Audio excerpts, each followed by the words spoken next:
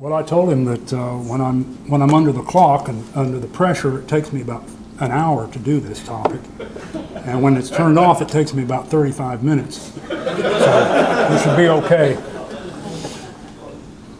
Okay, well, we're back again to the disputed verses. Only this time we're going to change the emphasis just a little to the internal evidence.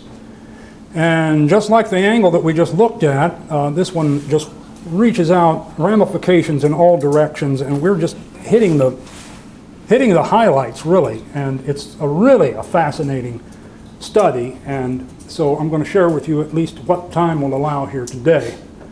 Okay, so when we looked at external evidence, we were saying we're looking at the manuscripts, we're looking at early church fathers, we're looking at other features like that. For internal evidence, we're going to actually delve into the language of the book of Mark itself, the actual text of Mark 16:9 through 20, as compared to other parts of Mark and to other books of the Bible and other features expressed in other books of the Bible. And so that's going to be the focus for this. Now, just to give you an idea of what people are saying about this, the Net Bible, which is a fantastic resource. If you don't know about the Net Bible, you need to look at the Net Bible. It's online. It's completely free online, and the notes are just extensive. Now, they don't believe verses 9 through 20 belong in the text, and that footnote is there, and there's lots of statements about it. But the Net Bible is a great resource. And so anyway, but the footnotes, or part of the notes on this passage in the Net Bible, say that internal evidence strongly suggests the secondary nature of the long ending being verses 9 through 20. And it goes on, the vocabulary, syntax, and style are decidedly non-Markan. That's the scholar's way of saying Mark didn't write it. And the evidence is not about the manuscripts, it's not about Codex Sinaiticus, Codex Vaticanus. No, just look at the language, and you can see that Mark surely didn't write it. That's his point. Dumelow, in a commentary on the Holy Bible, page 73, says that internal evidence clearly demonstrates that it cannot have proceeded from the hand of St. Mark. Dean Henry Alford, and I know I'm taking on the giants here when I bring up someone like this from 140 years ago, says the internal evidence, quote, preponderates vastly against the authorship of Mark. Then Donald Guthrie, page 77, New Testament Introduction. But internal evidence combines with textual evidence to raise suspicions regarding this ending. Not quite as strong a language, but still doubtful of the authenticity. Dean Arthur Stanley, another giant from a previous century, the weakness of the external evidence coincides with the internal evidence in proving its later origin. And then Dr. Daniel Wallace, who's a modern critic, and Dr. Daniel Wallace is all over the internet, and I appreciate Dr. Wallace greatly. So this is not a personal attack in anything I'm saying here, but he is one of the big modern day proponents that these verses are not original. And so he says both transcriptional, meaning scribal, those who copied it, and intrinsic, that is authorial, Mark, the writer versus someone else, both this transcriptional and intrinsic evidence argue decisively against the authenticity of the longer ending. Okay, so that only gives you just a taste of what is said about these verses by the modern day, as well as some from earlier times. Okay, we're going to look at this in the second part here in four parts, excuse me. Number one, we're going to examine the argument that rises from the abrupt transition between verses 8 and 9. This abrupt well, I'll explain it. Number two, we're going to look at unique words and phrases in verses 9 through 20. Number three, we're going to examine Mark's use of parts of speech in 9 through 20 versus other parts of the book of Mark. And then number four, we're going to discuss just briefly why does this problem exist in the first place. Okay, starting here, abrupt transition between verses 9 and 20. Now, the argument is that between verse 8, or excuse me, between verses 8 and 9. I'm sorry, abrupt transition between verses 8 and 9. The argument is that when you're reading along in Mark 16, you come up to verse 8, and then when you get to from verse 8 to verse 9, it's kind of like there's some kind of a linguistic speed bump there. And you kind of hit it, and it's kind of a rough bump, and then you go on through the rest of it. And the argument is, well, you know, the original author wouldn't have done something like that. The original author would not have worded himself that way. And so there's an abruptness about this transition that signals to the reader that, well, maybe somebody else really did write this. And, well, when we look at the manuscripts and the historical and external evidence, why, sure enough, surely Mark didn't write this. So that's the concept or the argument about the abruptness between verses 8 and 9. Now, there are three factors or three features of this abruptness that I'm going to look at, and there are more that we could, but for the sake of time, I limited it to these three. Number one, the argument is that the subject of verse 9 should be Jesus instead of he. And we'll look at that closely. Number two, part of the abruptness rises from the fact that in verse 9, Mary Magdalene receives a fuller identification after she is already introduced in verse 1. And then number three, and the last one in this category, the words "now when he arose" and the position of the word "first" in verse 9 would be appropriate to introduce a comprehensive narrative, but they're out of place in a continuation of the narrative of verses 1 through 8. Now, if this doesn't quite make much sense, we'll explain. But let's start up here. The subject of verse 9 should be Jesus instead of he. So here it is. Verse 9 says, "And when he rose early on the first day of the week, he appeared to Mary Magdalene," first to Mary Magdalene. Now, the argument is basically that, well, really, to make it more smooth, the author would have said, or could have said, if it was the real Mark, he would have said Jesus instead of he. Now, when Jesus rose early on the first day of the week, he appeared first to Mary Magdalene. Now then, what you've got here then is an argument that skirts into the concept referred to as participant reference. This is something that the linguists, a term they use in describing, well, let me let Nicholas Lund define what we're talking about here. And I want to recommend this book highly, and I will show it to you at the end that you can get all this written down. But anyway, Nicholas P. Lund, the original ending of Mark, he says that participant reference is a linguistic principle applied to texts in which the manner in which participants involved in a discourse are represented or encoded, quote unquote, in the lexical and grammatical forms of a language. Now, what that is just a fancy way of saying that different authors may use different ways of referring to the participants in a narrative discourse. When the story is being told about a group of people or one or two people, one author may use pronouns, nouns, or inflected verbs like you can do in Greek, and they may use those, or they may use the personal name of the individual participants in the story. That's what the point is how would an author tell this story? Would he, in his style, be more inclined to say he, or would he be more inclined to say Joe, or Bill, or George, or Jesus in this particular case? So that's participant reference. Now, I wish I could take credit for this. I would love to be able to tell you that I came up with this on my own, but I didn't. And I want to give credit where credit is due.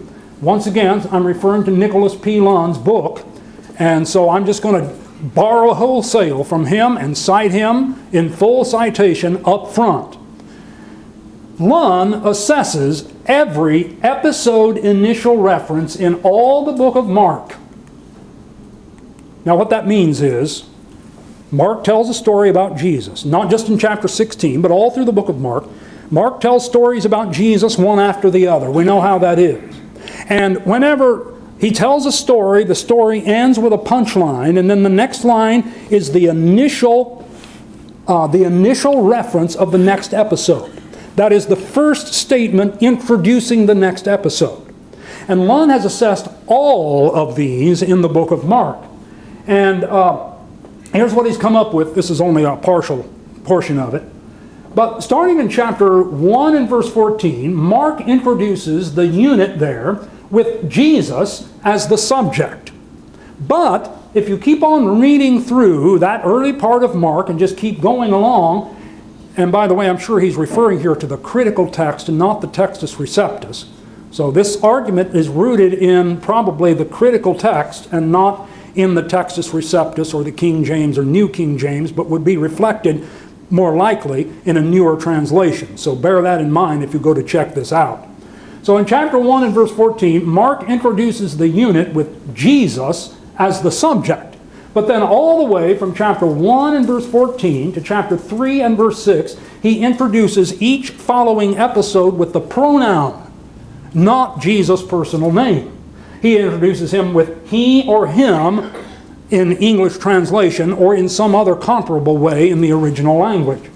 Then in chapter 3 and verse 7, he begins an episode there with Jesus, but then from chapter 3 and verse 7 to chapter 5 and verse 21, each following episode is introduced by the pronoun he or him. This is the pattern throughout Mark.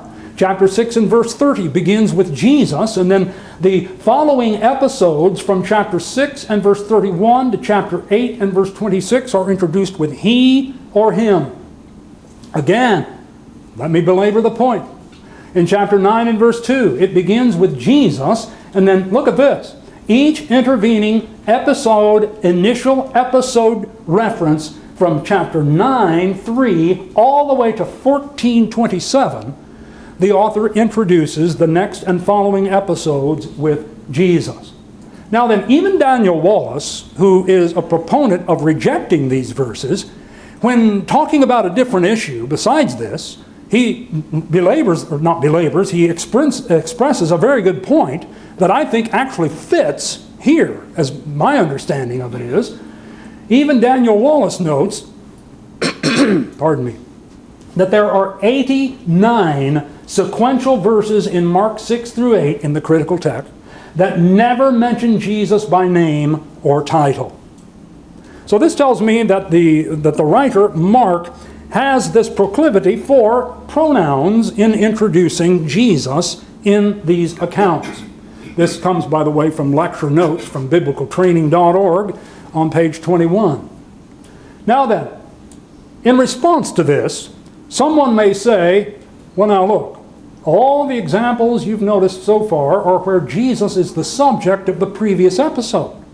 And so it is only natural to begin the next episode with he instead of Jesus. And so, since Mark 16:8 has the women as the subject, the next episode, starting with verse 9, really ought to begin with Jesus instead of he.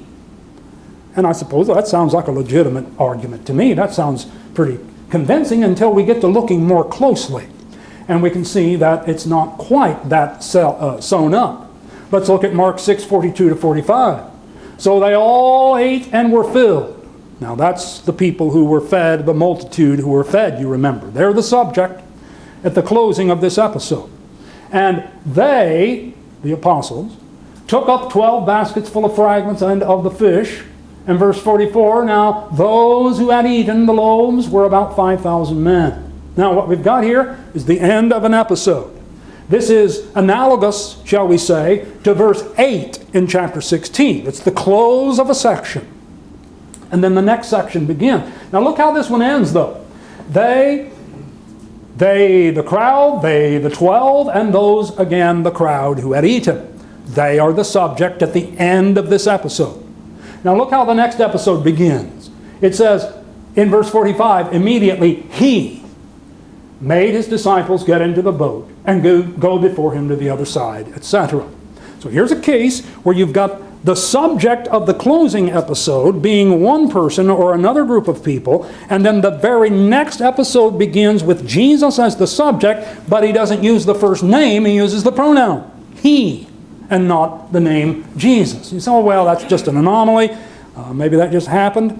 But look, in chapter 7 and verses 30 and 31, And when she had come to her house, she found the demon gone out and her daughter lying on the bed. And there's the end of the episode. And look at the subject. She is the mother of the daughter who was in turmoil and whose daughter was healed and overcame the condition she was in as a result of the miraculous powers of Jesus. And then the next episode, again, departing from the region of Tyre and Sidon, he came through the midst of the region. So it's not uncommon for Mark to end an episode talking about one person or persons with certain pronouns and language, and then continue right on in and introducing the next episode with Jesus as the primary subject, and yet he has he as the point of reference, or the way of referencing his participant in the story, hence participant reference, like we said. Again, in Mark chapter 14, verses 1 through 3. After 2 days it was the Passover and the feast of unleavened bread, and the chief priests and the scribes sought how they might take him by trickery and put him to death. But they said, not during the feast, lest there be an uproar of the people.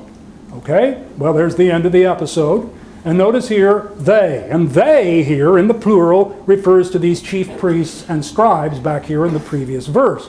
Now, that ends the episode. And then the next one begins, and being in Bethany at the house of Simon the leper, as he sat at the table, a woman came, etc. So we find then Jesus being introduced again and again in these introductory statements of each succeeding episode, introduced by he, even if he is not the subject of the end of the previous episode. Well, that's exactly what you've got in Mark chapter 16. You got the same thing here. So what we've got in this so-called abrupt transition is not necessarily so non-Markan as it might at first seem to be. At least I think this is a weighty argument. I know there are scholars who might hear this video later, or have some graduate student come to them and say, Dr. So-and-so, did you hear what that guy said on YouTube? They may not find it convincing. I don't know. But I find this convincing. And I haven't seen any reply to it. Nicholas Lund's book came out in 2014. There may be replies to it. There probably are. I just haven't seen them. But anyway, let's look at Mark 16. So they, the women who came with the spices to the tomb to anoint the body of Jesus, they went out quickly from the tomb, for they trembled and were amazed, and they said nothing to anyone, for they were afraid. End of episode. Now some try to say, well, really it's not the end of the episode. Well, it was in Mark's mind, but to the copyist who made up verses 9 through 20, he's trying to make it part of the same episode. And I'm saying, well, I'm not sure it really is the same episode. I'll talk about that in a moment. But here, if Mark wrote verses 9 through 20, we find the way he references Jesus in the next verse is not different than he does in other places in the book of Mark when he makes a transition from one episode to another. Okay, so here, they is the subject. This is the women who bought the spices. They trembled, and then they said nothing, for they were afraid. Now then, verse 9 says, now when he rose early on the first day of the week. So this looks to me like it's not so much of a bump in the road compared to the other kind of traveling experience we have as we go throughout the rest of the book of Mark. Okay? So then, that's one of the features of abruptness. I've addressed that part, maybe not exhaustively, but enough to make the point for the purposes of our study. Number 2, in verse 9, Mary Magdalene, this is the criticism now. In verse 9, Mary Magdalene receives a fuller identification after she is already introduced in verse 1. Look at it. Verse 1 of Mark 16. When the Sabbath was past, Mary Magdalene, Mary the mother of James, and Salome bought spices that they might come and anoint him. And then verse 9. Now when he arose early on the first day of the week, he appeared first to Mary Magdalene, out of whom he had cast 7 demons. Now here's the criticism. The criticism says, well, you know, if Mark really wrote verses 9 through 20, and if he really were the good writer that we believe him to be, he wouldn't have made a mistake like this. In other words, it's clear that what you've got here is a copyist who thought something ought to be added to Mark's already intended ending at verse 8, and said, you know, something needs to be added on here, and so I'm going to come up with something that sounds good and works for this passage.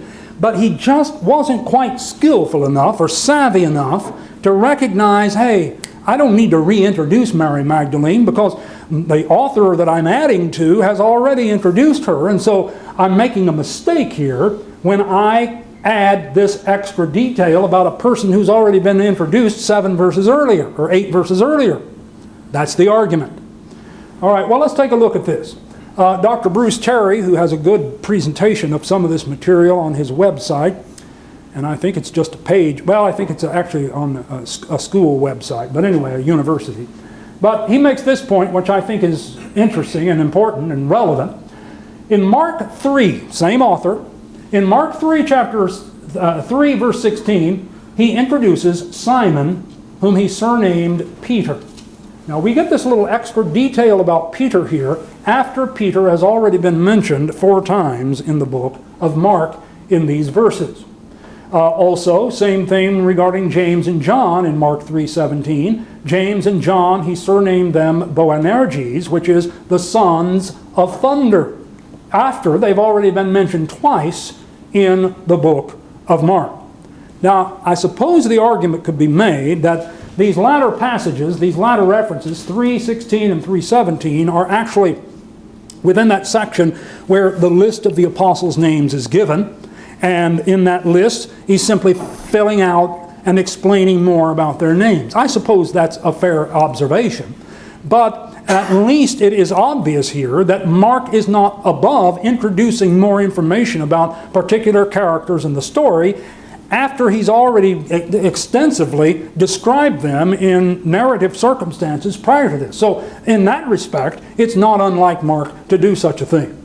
Also, Nicholas Lunn, whom I'm going to keep referencing, makes this observation concerning this point, which may be the stronger argument, and that is that there is this thing termed Hebraic narrative, in which a fuller description often appears later than the first introduction. In other words, what Mark is doing, although he's probably writing for a Roman or a Latin audience, his Hebraisms are coming through nonetheless in his way of mentioning Mary. But let's look at what the reference is here. If you go back to Joshua, in chapter 1 and verse 1, Joshua is called the son of Nun. That's the way he's introduced at the beginning of the book. And then if you keep reading right on through all the way to the end, after all that's been told about Joshua, then it identifies him more fully. Joshua the son of Nun, the servant of the Lord. So it looks like that at least the author of Joshua could reserve a longer description for the character involved after the character is first introduced. The same with Gehazi, Elisha's servant, in 2 Kings 4 and verse 12. Gehazi, his servant, 2 Kings 5 and verse 20. The next chapter, Gehazi, the servant of Elisha, the man of God. Now, why didn't the writer tell us all this up front rather than waiting till later? Well, maybe it's a Hebraistic stylistic way of expression, and that it has more than just style at heart, but it's part of the rhetorical effect of the story as it unfolds and is described and laid out. Now then, there are more descriptions, more examples than this. I just cut it off here in order to move on. So, Mark 16, here it is again. Now when the Sabbath was past, Mary Magdalene and these other women bought spices to come and anoint him.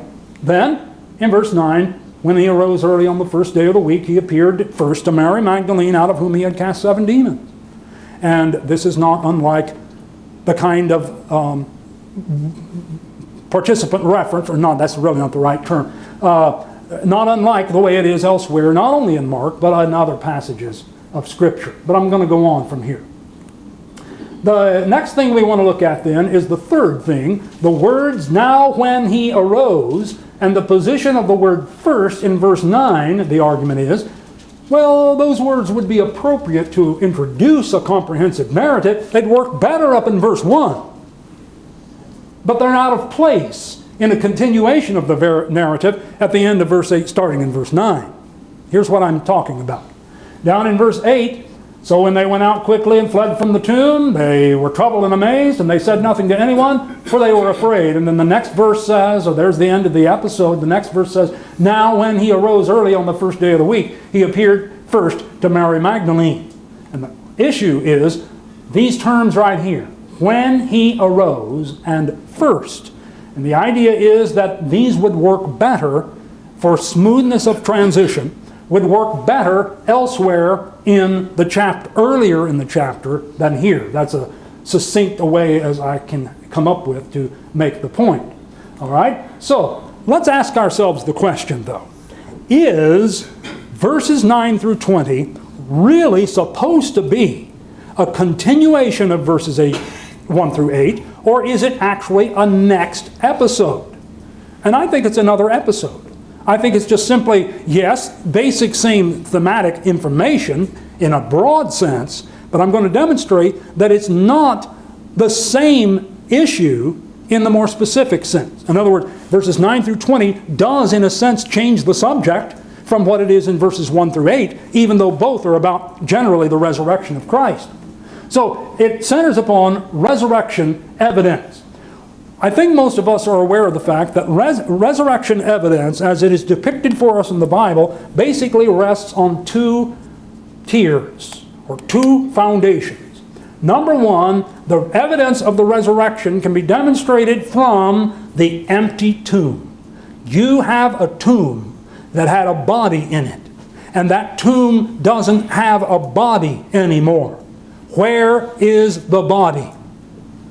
The second part of resurrection evidence is eyewitnesses.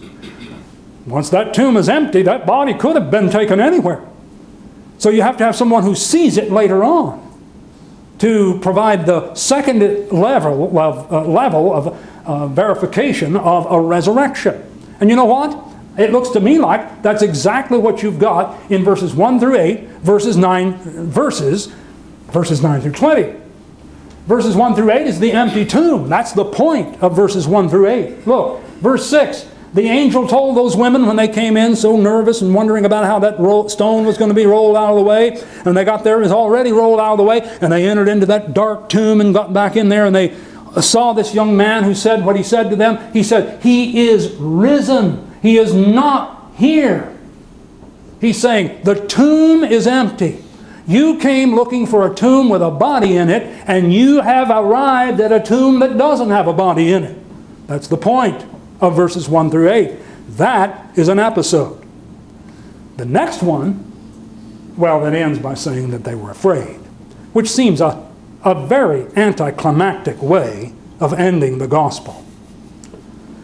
And I'll say more about that before we close. But verses 9 through 20 is another narrative.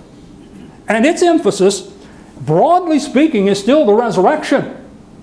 But its specific material is more direct toward a particular aspect of the broader subject. It's the eyewitnesses.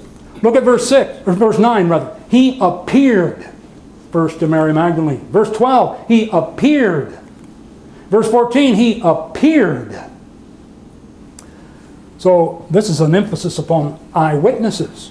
These eyewitnesses here do indeed demonstrate, I think, that we're dealing with two different narratives. And the fact that we're dealing with two different narratives here indicates the fact that if there is any abrupt transition, it's not because a nameless copyist sort of sloppily added on verses 9 through 20, but that it is an actual inherent intentional feature of the author. And I want to tell you, get Lund's book and read what he says about the references and the interconnection and the intertextuality and intratextuality, as they like to throw around these big terms, about how the last 12 verses of Mark chapter 16 actually coincide and reflect other things earlier in the book of Mark, things we don't have time to get into. But the point is, I don't think it's a big deal to call this actually a new narrative with a different emphasis on the same subject. Okay? So, with that point made, we've covered the abrupt transition between verses 8 and 9. Number 2, unique words and phrases in verses 9 through 20. Now, this is an argument that's been made for decades. I'm going to, again, reference Lund, but you can find this information in other books. I've looked at it. Other books that this argument has been made all the way back to Dean Bergen back in the 1800s with his book. Many of you have the book called The Last 12 Verses of Mark. Bergen made this argument, so it's not new to Lund, and I would be a fool to stand up here and act like that it was something I came up with, because it isn't. But it's persuasive. In fact, even James White, in his book, The King James Version Only Controversy, which is also a good book, by the way, even he acknowledges that some of this internal evidence and these language and vocabulary and style and syntax arguments are weak and all actually somewhat subjective. And I think there's probably some truth to that. So we advance then to the second part, unique words and phrases in verses 9 through 20. The Net Bible, whose chief editor was Daniel Wallace, I quote again, says the vocabulary, syntax, and style are decidedly non-Markan. Well, let's take a look at that. There are usually about a list of about 17 words that are usually provided here as the argument or the basis for this argument. Here is the Greek of verses 9 through 20. Here is the English translation. This is the New King James Version on the right. When we're talking about this passage in Greek, we're talking about 166 words right there. Of those 166, 17 are said to be not used anywhere else in the book of Mark. And since Mark didn't use those words anywhere else, that shows someone else wrote verses 9 through 20. Well, let's take a look at some of these. Now again, this is a list that has been compiled and analyzed 1,000 different ways. I just want to introduce you to the highlights of it. We go down the list. I'm not going to read them all out loud here, but verse 9, it's on the first day of the week. You know, he says on the first day of the week. In verse 9, he says proti savatu. In verse 1, he says mia tu savatu. Or miaton savatu, I'm sorry. He uses a different word right here. Proti here, mia in verse 1. Oh, that's a problem.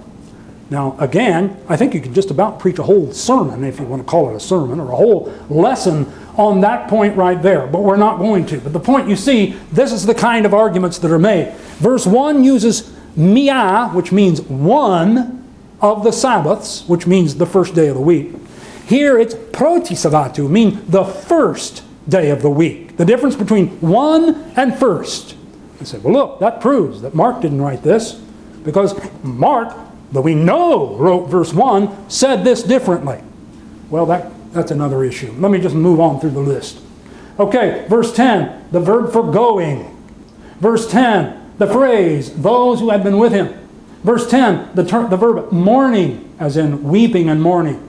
Verse 11, the passive verb had been seen. Verse 11, disbelieved. Verse 12, form. Verse 14, later. Verse 15, 11, and on down the list. I'm not going to read them all off. Down to here.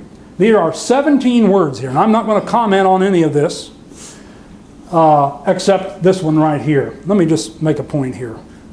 May I say that to use this, and it's included in list after list after list for decades, to say Mark didn't use the word 11 in anywhere else in the other 16 chapters of the book of Mark, so he must not have written verses 9 through 20. Now, I realize the argument they're making doesn't rely totally on that, but I want to just say this is stacking the deck.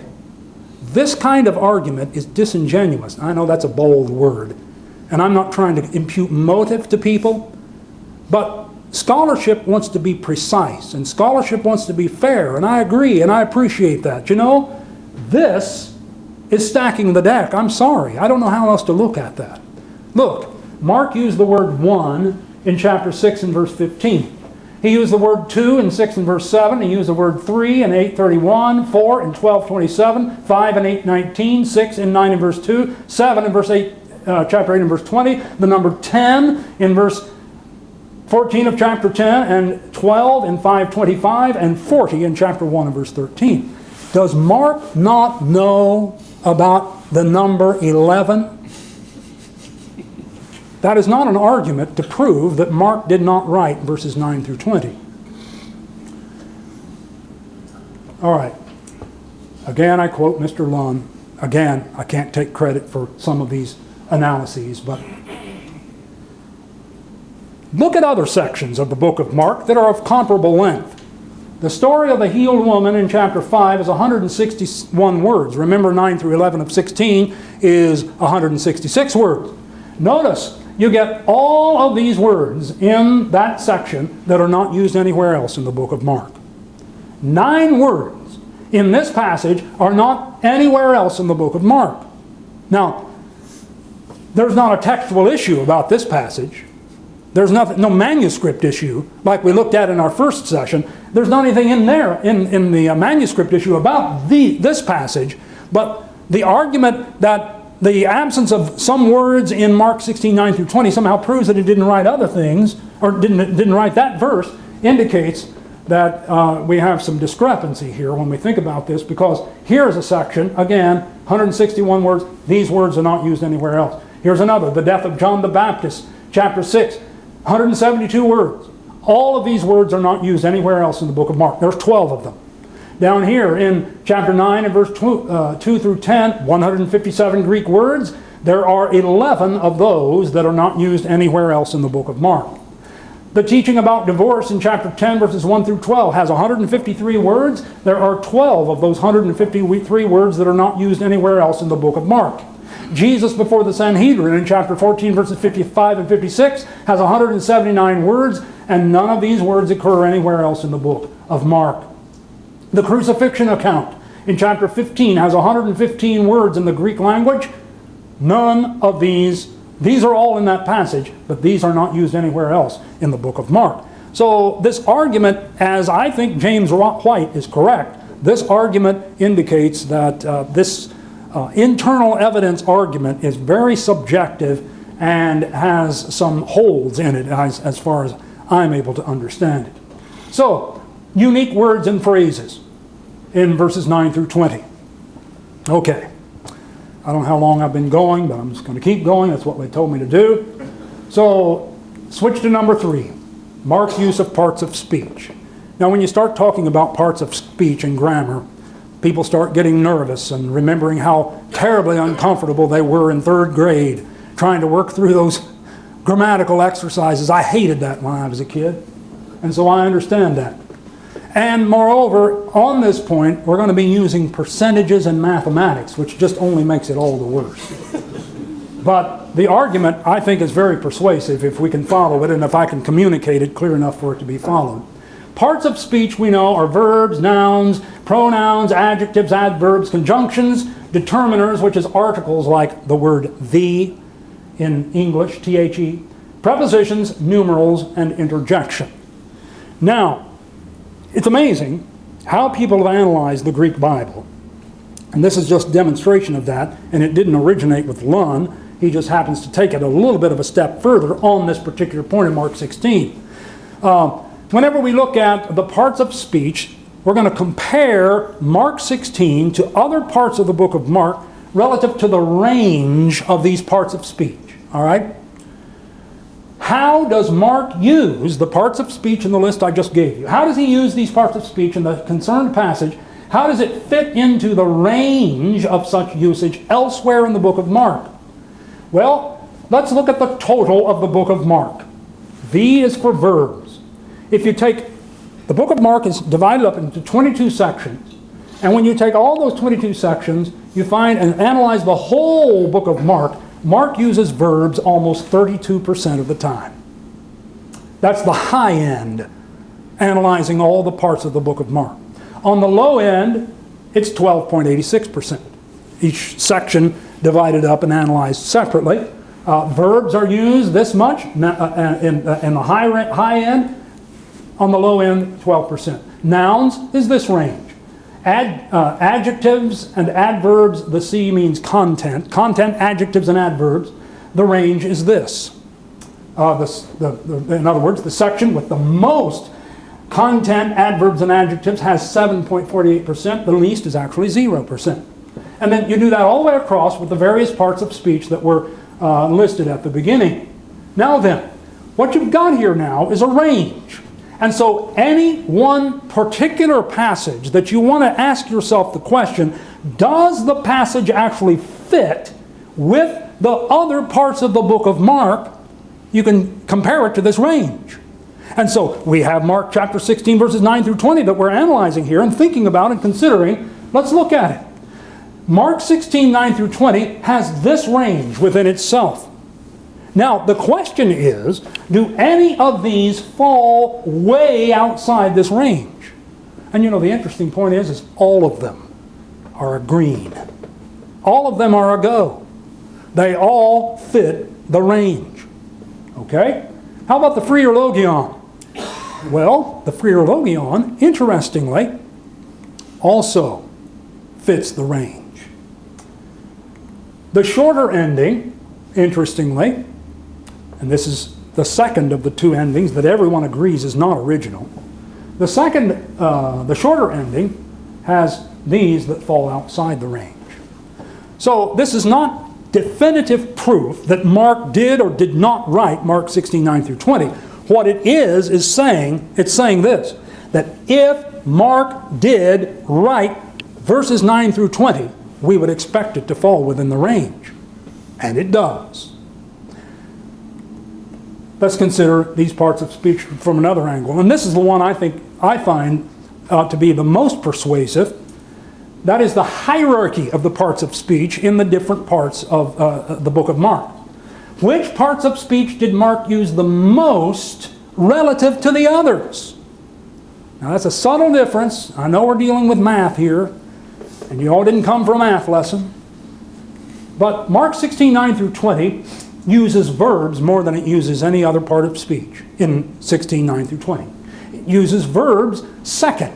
It has 29 out of 166 words are noun. It has 20 out of 166 words are the article, the. Conjunctions 19 on down the list for at least 8 of these parts of speech. Now, to make this simple and short, let's just look at the top 3. Verbs, nouns, determiners. That is the order or the hierarchy with which Mark uses, or I should say, that the parts of speech fall into this hierarchy in chapter 16, verses 9 through 20. Now, how about the other sections of the book of Mark? What kind of hierarchy do we find there?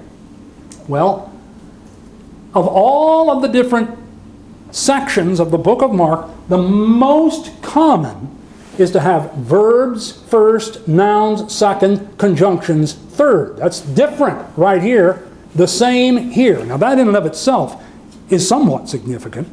The same difference here.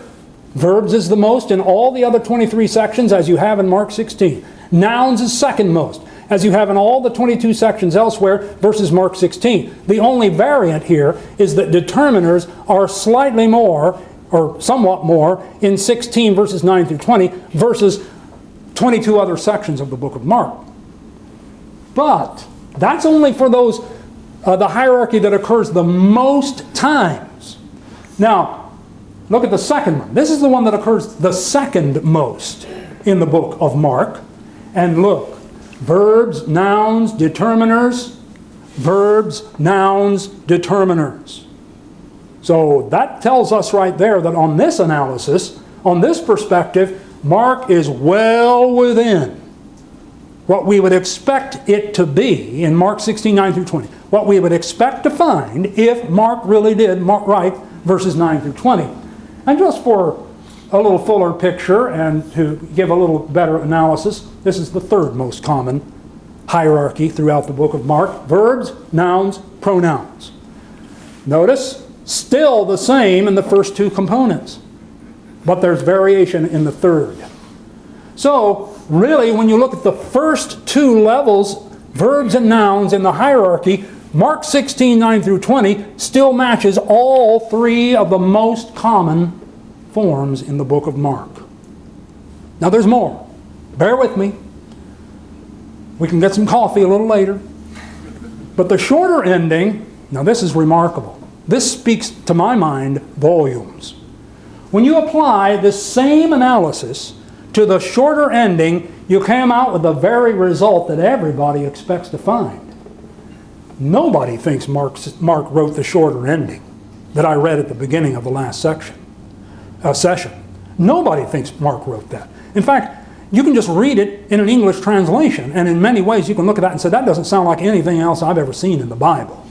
The same is true, especially, I think, of the freer logion, but that'll come up in a moment. But the shorter ending has this analysis.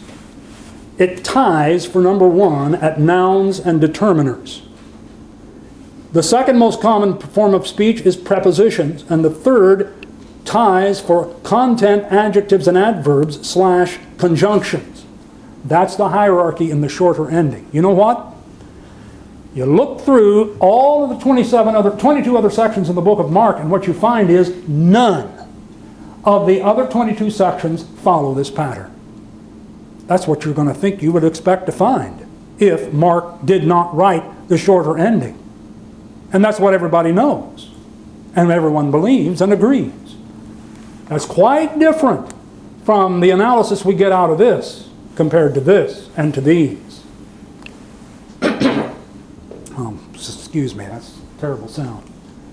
The freer logion, here's its pattern: nouns, determiners, and verbs. Doesn't match this, doesn't match any of these. Now the only thing is, the freer logion does match 2 on this score, on this analysis, does match 2 of the 22 other sections of the book of Mark. All right? 2 out of 22. Then this one up here, Mark 16, matches the second most. I should have gotten the number of occurrences, but I didn't. Sorry, I didn't pull that information out. So I think what we can see here is this analysis, in my mind, speaks heavily on this matter. Now then, I'm not going to bore you with any more math, and I want to get on to making my last point, because I know we'll want to spend a little time on this. But here we're looking at a divergence, and again, the longer ending comes out to 16.73 versus the shorter ending, a very high percentage, and the freer logion a little lower, but yet still high compared to this.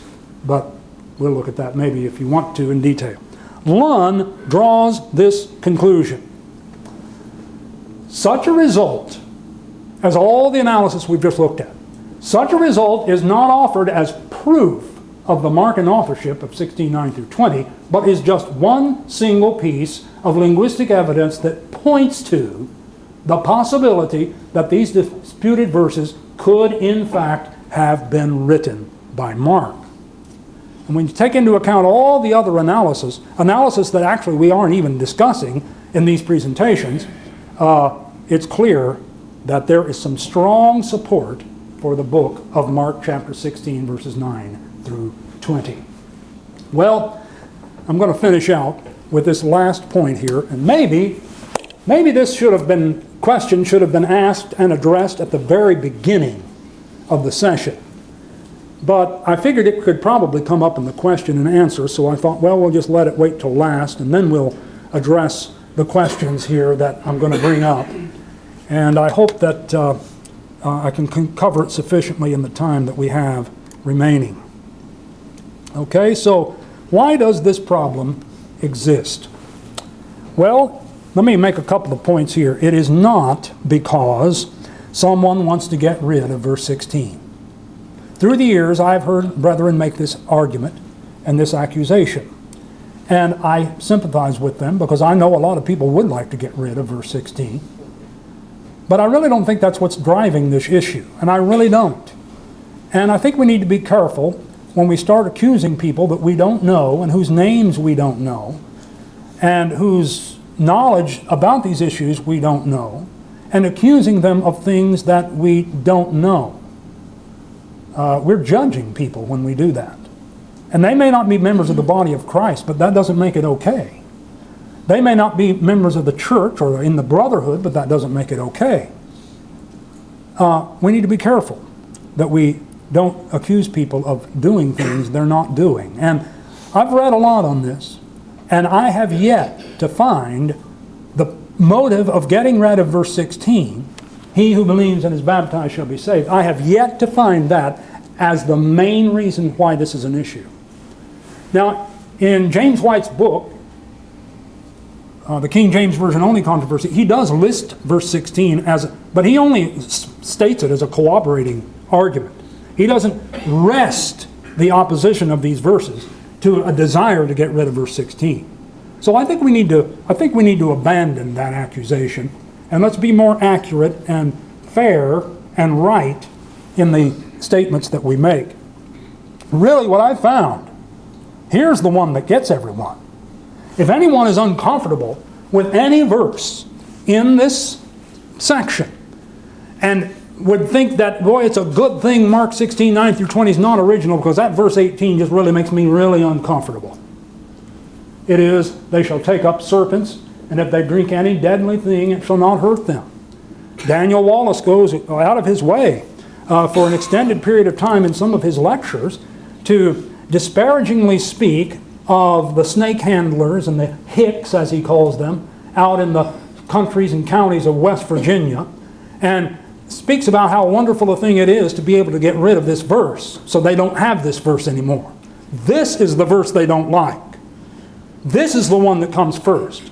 So I guess I'm repeating myself. Let's make the argument rest on truth and not on a first response rejection, or first response or knee-jerk reaction that people want to just get rid of verse 16. If they just wanted to get rid of verse 16, then why did they get rid of 12 verses instead of 1? Number 2, it is not because of modern bias against biblical inspiration. Some of the people who work on these issues and have devoted their lives to these issues are people who are committed to the inspiration of the Bible. Now, I realize we may not agree on all points of what the Bible means and what it teaches, but they do believe in the inspiration of the Bible, many of them. And in fact, predominantly these days, the leading textual critics are conservatives, not the liberals. Now, they're in there, but it's the conservatives, not the liberals, who are the ones who are in the lead these days in the last 50 years or so, 20, 30 years, in textual criticism. Number 3, it is not because modern translators want to water down the Word of God. Number 4, it is not because theological liberals want to deny the resurrection of Christ. If they did, why do they just get rid of Mark 16? Why stop there? So, I'm chiding everyone a little bit, I know, and I don't mean to be so blunt, but I think we really need to know what we are saying before we say some things. I do, though, think that it is because, let's just be honest, and I don't know how else to say it or what analysis to make. It is because there is an undeniable disruption in the manuscript tradition. It's there, and we can't ignore it. And we can't defend the truth by pretending it's not there. And we can't uphold the Word of God by first pretending it's not there and then proceeding to build arguments on that assumption. Because there is an undeniable disruption in the textual tradition, as we've pointed out and as we indicated earlier in the first discourse. So it is really an historical debate, not a doctrinal one. And it's really a question about historical evidence and how to interpret the evidence. And I believe that as a people, if we are going to defend Mark 16, 9 through 20, we need to marshal arguments that are rooted in the kinds of things that we've presented here today, in order that we may base our arguments in fact, in truth, and in reality, and not simply an emotional response that we feel good about once we make it, and then we can go on and just forget all about the issue and feel that we're okay with it. Because in the future, when they take it completely out of Mark 16 in future translations, and I think that's, as I said, for those of you who were not here earlier, I believe that's where it's headed. Eventually you're going to see a translation, NIV or something, and maybe not just the NIV, published without these verses. So the question is, how do we interpret the historical evidence? And that's what we need to do. We need to become familiar enough with the historical evidence to make the argument. And that's the only way we can deal with this issue. So let's consider some options. And these are some things to think about. option number one is that one that was advanced in the 19th century, that Mark wrote verses originally after verse 8, that those verses got lost. And I'm going to hit these quick, and we can deal with it in the question and answer if you want to. Mark originally wrote verses material after verse 8, but it originally got lost. But since verse 8 did not seem a viable ending, then some later scribe added the long ending, verses 9 through 20. Okay, that's one way of looking at it. Now, that's not the way they explain it anymore, however. But the problem with this is the loss would have had to occur with the autograph. The loss would have had to occur at the time and with the copy that Mark wrote in his hand. At the time Mark wrote the Gospel, they were still writing on scrolls. The Codex was invented and utilized by Christians predominantly, interestingly, around the turn of the first century. At the time Mark wrote, it was still written on scrolls. So Mark wrote out the whole book of Mark, and the verse 1 is at the left, chapter 1 is at the left, chapter 16 is at the right. When he got done, he started down here and rolled it up so that chapter 16 is on the inside. So it seems unlikely that if that practice was followed in the writing of Mark, it seems unlikely that the 16th or the last part of the chapter would have been lost from Mark's autograph, his original copy. But that's what the 19th century scholars said. Now then, and I just explained that, if the gospel was written on a scroll, how did the ending get lost? And again, we're not going into all the detail here we could, I'm just hitting the highlights. Number 2, that is, Mark ended at verse 8 because he was somehow prohibited from finishing. That is, maybe because of persecution, he couldn't quite finish it. Maybe he died before he issued his final version, his final edition to the public. And so his gospel was issued incomplete. So it wasn't intentional, this option says, but it was issued incomplete. Well, the problem with this, and then, of course, then somebody else wanted to add the verses later, maybe even Mark himself. The problem with this option, friends, is it's just made up out of whole cloth. I mean, anybody can come up with something like this.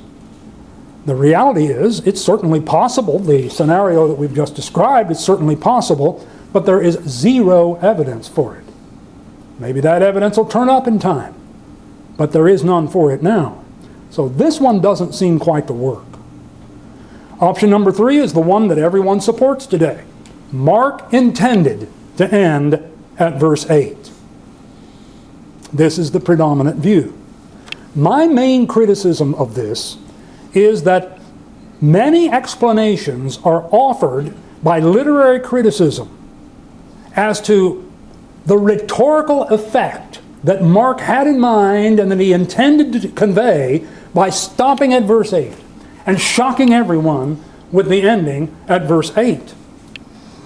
Again, the problem with this is, in my mind, many of these explanations are simply not satisfying.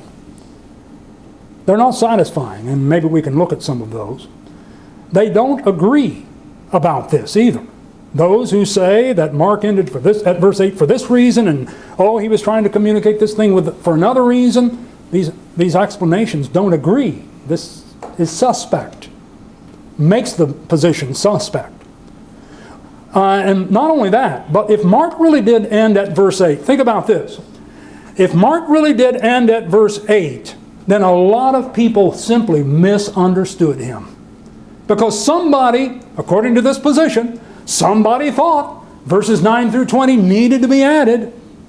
This tells me there's a great weakness in the inspired document that ends at verse 8 that leaves everyone confused about what he means. The modern scholars can't seem to agree on why Mark ended this way, but they're sure he did. And then in the ancient world, when they were still copying by hand, a whole lot of people think, this just something needs to be added on here. So that doesn't make sense to me. Furthermore, there have been no commentators, and there are commentaries, going all the way back to the 2nd century. A lot of people aren't familiar with them, but there are a lot of commentaries that go back to the 2nd century. There is not one commentator for 19 centuries that takes this position and explains verse 8 as the ending until you get to literary criticism in the last half of the 20th century. This makes this suspect. I'm just honest with you. And I know people watching on the YouTube who are not familiar with our brotherhood and fellowship may think that I'm just off my rocker, but it just does not seem satisfying. You know, even Westcott and Hort did not believe it. F.F. Bruce in the 20th century did not believe it. Bruce Metzger, who just died a couple of decades ago. These are all big text critic guys. They didn't believe Mark ended at verse 8. They believed that what was after verse 8 originally was lost, and 9 through 20 was added. And T.F. France says this. I thought this quote was worth making. The natural response to verse 8 is surely to assume. The natural response to verse 8 is surely to assume that this apologetically damaging anticlimax cannot be the end. And I wholeheartedly agree with that. And this is the last one, and I really am about finished. Option 4, the long ending is Mark's original ending. That is, verses 9 through 20, Mark really did write, but it somehow became detached from a copy or copies that became the basis for other copies. This is the one I think best explains the circumstances. If so, this divergence in the manuscript tradition originated in Egypt, and everyone agrees with this, by the way. Whether you believe 9 through 20 is original or added by a later scribe, that disruption originated in Egypt, because the manuscripts and the ancient translations seem to have been influenced by Egyptian manuscripts and translations that led to the missing verses. Now, the problem with this is you have to ask the question, was the removal, was the disappearance of verses 9 through 20 a detachment, deliberate detachment, or was it accidental? If it's deliberate, Lund discusses some interesting early Egyptian heresies that could explain, and again it's just a theory, that could explain why people in Egypt, where it is acknowledged by scholarship in general, Mark had its most extensive influence in the beginning. There are, according to Lund, heresies that could have accounted for someone back then in that place and time wanting those verses removed, and did so, but was not able to strike them from all the manuscript evidence. The other possibility is that the last page was just lost. And that, in my mind, as I close, that's the position that I've come to. I reserve the right to change my mind. But as I said earlier, we're not talking here about the original part of Mark being lost in the original autograph written on a scroll. We're talking about after Mark chapter 1 through chapter 16 and verse 20 were written on a scroll, rolled up with chapter 16 in the middle, and then copied and copied and copied, and then later on copied just a few decades later on codices in book form manuscripts. There are already rolls and codices with Mark 16, 9 through 20 in them, but it's entirely possible for the last page of a codex to become lost, and people later on copying that manuscript with the lost page would be forced to stop at verse 8 in their copies. And as they copied, they had to stop there, and that's all they had, because they didn't have any other copies. And it wasn't like it is today, where you have all kinds of books published by print like we have today. And so that seems to me to be a way to account for the absence of verses 9 through 20 in some manuscripts. And thus the tradition of its absence was rooted in that. So I'm going to conclude here with my conclusion that we have two options. Number one, Mark intended to end at verse 8,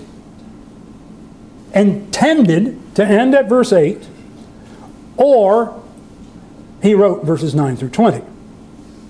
As I've said, the arguments that Mark intended to end at verse 8 are not persuasive.